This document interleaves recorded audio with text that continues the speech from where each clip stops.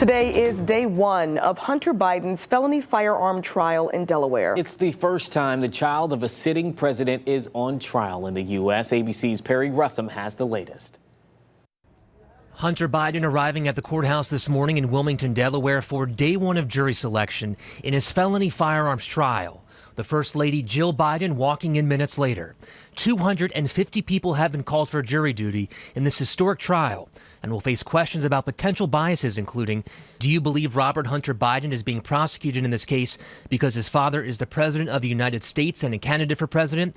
Hunter Biden faces 3 felony charges related to buying this gun in 2018, while prosecutors say he was addicted to drugs. Specifically, checking a box on an ATF form stating he was not addicted to illegal drugs at the time, which makes it a federal crime.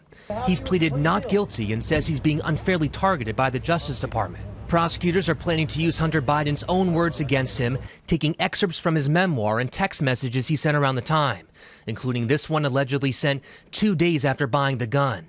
I was sleeping on a car smoking crack on 4th Street in Rodney, an intersection 1 mile from the courthouse. I've made mistakes in my life and wasted opportunities and privileges I was afforded. In July, Hunter Biden had a plea deal in place to avoid this trial, but it fell through after being questioned by the federal judge who now oversees this trial. And while the First Lady is here today, the president releasing a statement this morning.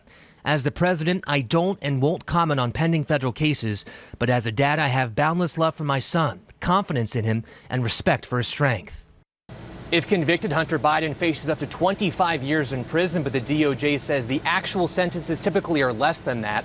This trial should last 2 to 3 weeks. Perry Russom, ABC News, Wilmington, Delaware.